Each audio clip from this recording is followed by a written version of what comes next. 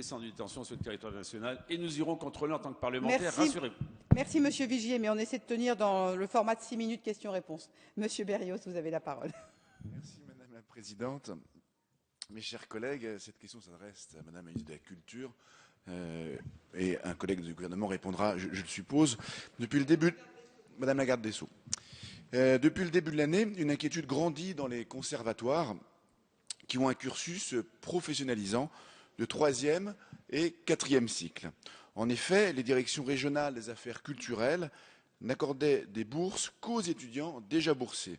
Et les nouveaux étudiants ne seraient plus concernés. Par exemple, à Saint-Maur, des Fossés, la ville dont je suis élu, le conservatoire à rayonnement régional compte une dizaine d'étudiants, dont le montant de bourse accordé varie du remboursement seul de la sécurité sociale étudiante jusqu'à 3 500 € pour l'année versée en une seule fois l'été. Et ceci est le montant maximum.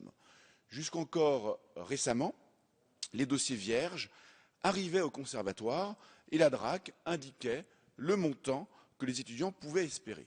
Cette année, le conservatoire de Saint-Maur et les autres conservatoires également attendent toujours le montant indiqué par la DRAC.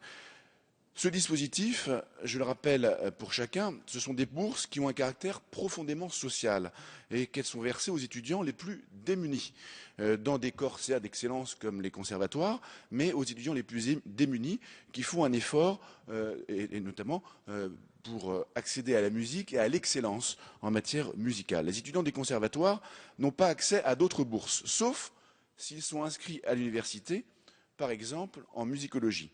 Et encore, dans cette hypothèse-là, il ne peut y avoir de cumul entre les bourses des DRAC et l'éducation nationale. De ce fait, on peut s'interroger sur la pérennité de ces bourses et même du dispositif et de leur accès pour les futurs étudiants, ainsi que leur montant in fine.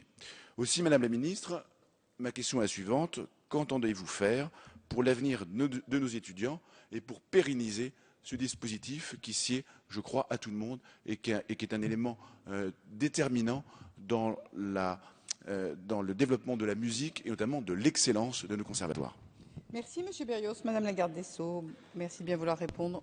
Oui, Monsieur le député, Madame la ministre de la Culture et de la Communication me charge de vous prier de l'excuser. Elle ne peut être là ce matin, elle aurait eu plaisir à vous répondre directement. Je sais que vous perdez au change et j'en suis profondément désolée, mais vous gagnerez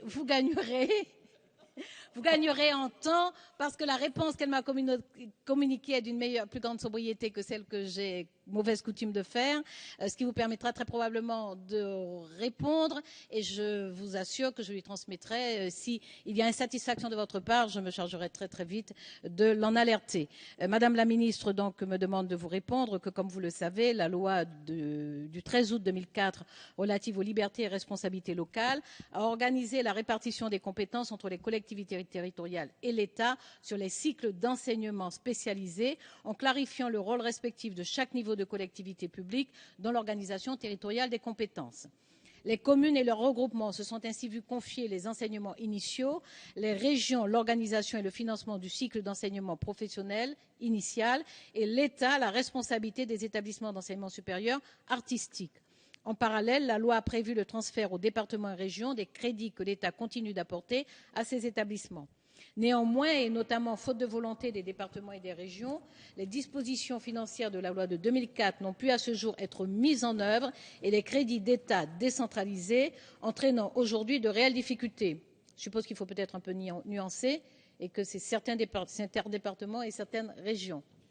Dans ce contexte, l'État ne peut plus défendre aujourd'hui des crédits pour lesquels il n'a plus la compétence générale et est amené à se concentrer sur ses missions. En revanche, le développement d'un enseignement supérieur professionnalisant constitue pour l'État l'un des enjeux majeurs de ces prochaines années. Dans ce cadre, une réflexion sur une évolution du dispositif de soutien individuel aux élèves des 3e cycles des conservatoires à rayonnement régional et des conservatoires à rayonnement départemental a été engagée. Voilà, ça se dit sans respirer. Mais je vais vous écouter très, très attentivement. Madame la garde des Sceaux, la parole est à Monsieur Berrios. Madame la garde des Sceaux, c'est toujours un plaisir de vous entendre. Mais je suis néanmoins très inquiet par ce que vous venez d'expliquer. Mais la région, c'est la région Île-de-France. Le département, c'est le département du Val-de-Marne. Et le conservatoire, c'est celui de Saint-Maur-des-Fossés. Et si j'entends ce que vous nous dites, c'est que le dispositif n'aura pas de pérennité. Et pas de pérennité et de surcroît sans information préalable des conservatoires et des étudiants.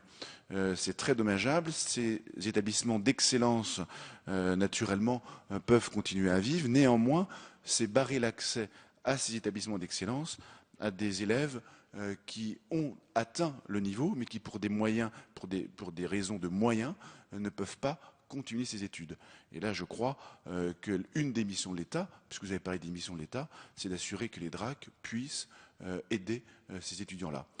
C'est pourquoi j'appelle votre attention, Madame Garde des Sceaux, pour saisir Madame la ministre de la Culture de ce sujet le plus rapidement possible, avant en tout cas la rentrée de septembre. Merci. Merci, Monsieur Berrios. Mes chers collègues, il me reste à remercier Madame la Garde des Sceaux.